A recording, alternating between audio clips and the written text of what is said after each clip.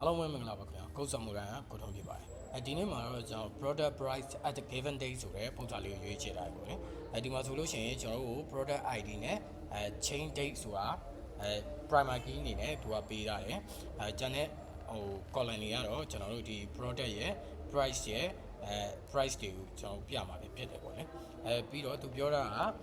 initially all product has price 10အစအနေနဲ့ကတော့ product တွေအကုန်လုံးမှာ value ကတန်းရှိရပေါ့နော်ကျွန်တော်တို့လုပ်ပေးရမှာက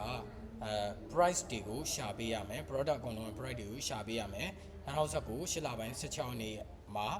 ရှိတဲ့ price တွေကိုရှာပေးရမှာပေါ့နော် research ကကြိုက်တဲ့ order ဖြစ်လို့ရတယ်ပေါ့ကျွန်တော်တို့အောက်က example လေးကိုကြည့်မယ်ဆိုလို့ရှိရင်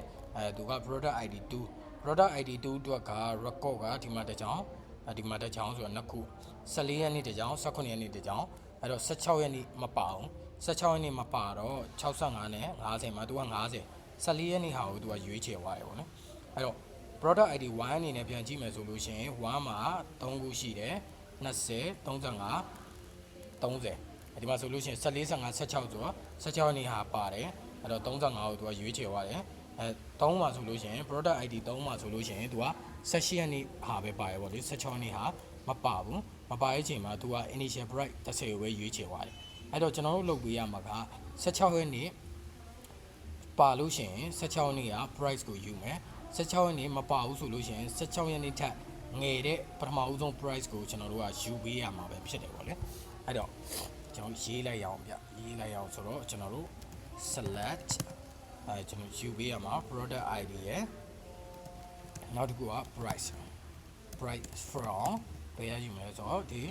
product table တွေကယူမယ်ပြီးလို့ပေးလိုက်အောင်ဗျ product ကိုပြီးလို့ပေးလိုက်အောင်အဲ့တော့ product ကိုကျွန်တော်တို့က product တစ်ခုချင်းစီအတွက်လိုချင်တာဖြစ်တော့ product ID နဲ့ group by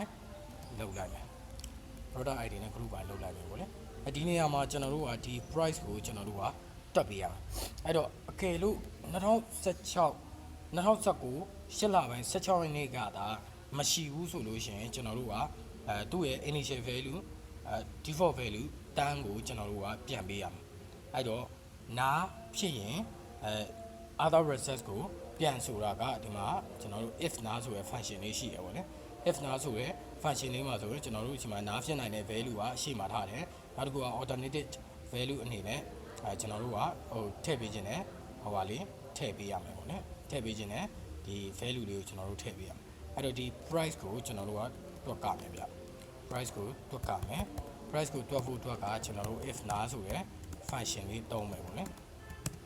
if နားဆိုတဲ့ function လေးသုံးမယ်ဒီ if နားမှာကျွန်တော်တို့ဒီမှာဒါနားဖြစ်နိုင်တဲ့ value ဖြစ်တယ်နောက်တစ်ခုကကျွန်တော်တို့ default value ကတန်းအဲ့တော့ဒီနားဖြစ်နိုင်တဲ့ value ကနားဖြစ်ခဲ့သည်ရှိတော့တန်းကိုကျွန်တော်တို့ကအစားထိုးထည့်ပေးမယ်မဖြစ်ဘူးဆိုရင်တော့ဒီ value ကိုပဲကျွန်တော်တို့ကယူသုံးရမယ်ပေါ့လေဟုတ်ပြီဒီ value ကဘာဖြစ်မလဲဒီ value ကဘာဖြစ်မလဲဆိုတော့ကျွန်တော်တို့ price တွေဖြစ်မှာပေါ့လေဒီ price တွေကိုကျွန်တော်တို့ကယူပေးရမှာပေါ့အဲ့တော့sub point တွေရေးလိုက်အောင်ဗျ select ဘာယူမလဲဆိုတော့ကျွန်တော်တို့ new price ကိုယူမယ် from ဘယ်ရယူမလဲဆိုတော့ဒီ product ကပဲယူမယ် product ကပဲယူလိုက်မယ်အဲ့တော့sorry product ကပဲယူလိုက်မယ်အဲ့တော့ product မှာ where product တွေကဒီ product ID ကကျွန်တော်တို့ရလာတဲ့ပြီးတော့ product ID နဲ့ညီနေမှရမယ် product ID နဲ့ညီရမယ်ဒါပထမတစ်ချက်ပေါ့လေနောက်တစ်ချက်အနေနဲ့က date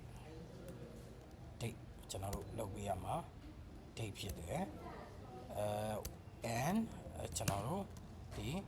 chain date က less than or equal to ဒီ8လပိုင်း16ရက်နေ့ဖြစ်မှာဗျ8လပိုင်း16ရက်နေ့ဒါမှမဟုတ်တူထက်ငယ်တဲ့ကောင်ဖြစ်ကြမယ်ကျွန်တော်တို့နောက်တစ်ခုကဒီလိုဟာကိုကျွန်တော်တူထက်ငယ်တဲ့ကောင်ဖြစ်လို့ရှိရင်လည်းကျွန်တော်တို့ကဒီတစ်ခုပဲ record တစ်ခုပဲယူမှာဖြစ်တဲ့အတွက်ကျွန်တော်တို့ကဘာလုပ်မလဲဆိုတော့ order by chain date နဲ့ကျွန်တော်တို့ order စီလိုက်မယ်အဲ့တော့အနည်းဆက်ဆုံးကောင်ကိုကျွန်တော်တို့ရလာနိုင်မယ် chain date DESC ကို designing စီလိုက်မယ် limit ကို1လို့ပေးလိုက်မယ်တခု record တစ်ခုလည်းလိုချင်တာဖြစ်တဲ့အတွက်ပေါ့လေဒါဆိုလို့ရှိရင်ကျွန်တော်တို့က ဒီ product ကိုရလာခဲ့ပြီပေါ့နော် product ကိုရလာခဲ့ပြီ product ကနားဖြစ်နေလို့ရှိရင်ကျွန်တော်တို့ default value 30အနေနဲ့ထည့်ပေးမယ်လို့လည်းကျွန်တော်တို့ပြောလိုက်တယ်ပေါ့လေဒါဆိုဒါလေးကို run ကြည့်အောင်ဗျာ run ကြည့်လိုက်ရအောင်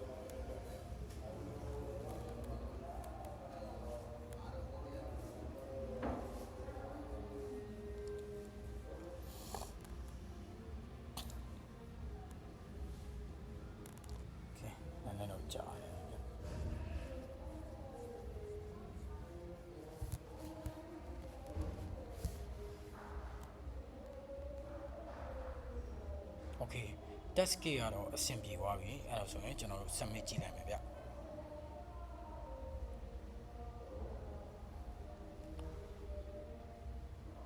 โอเค submit တယ်ဆိုလို့ရှိရင်လည်းကျွန်တော်တို့အဖြေတွေကဆက်ဆက်ဖြစ်သွားတာကိုတွေ့ရမှာပါကျွန်တော်ဒီမှာလောက်လိုက်တာကတော့အကယ်လို့သူက16ရက်နေ့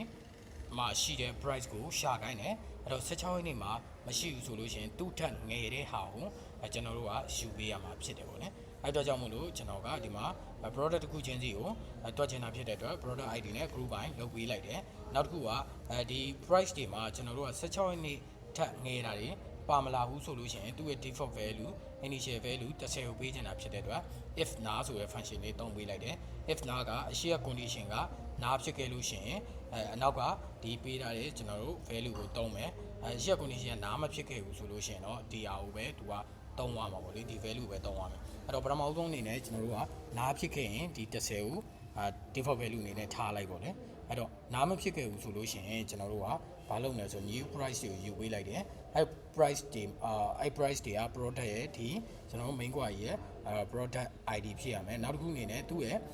ပြောင်းလဲလိုက်တဲ့ date ကလည်း16ရက်နေ့ဖြစ်ရင်ဖြစ်မဖြစ်တူထွက်ငယ်ရမယ်ငယ်တဲ့ဟာကိုကျွန်တော်တို့ကတစ်ခုပဲယူမှာဖြစ်တဲ့အတွက် limit ကိုတစ်ခုနဲ့ပဲကျွန်တော်တို့ကထားလိုက်တယ်နောက်တစ်ခုကအနည်းဆက်ဆုံးလိုချင်တာဖြစ်တဲ့အတွက်ဒီ chain date ကိုကြီးစင်ငယ်လိုက်စီပြီးတော့အပေါ်ဆုံးဟာလေးယူပေးလိုက်တာပဲဖြစ်တယ်ပေါ့လေဒါဆိုရင်ကျွန်တော်တို့ရဲ့အဖြေလေးအောင်မြင်စွာနဲ့ပြီးဆုံးသွားပြီပဲဖြစ်ပါတယ်ဗျအားလုံးပဲကျေးဇူးများတင်ပါတယ်ဗျ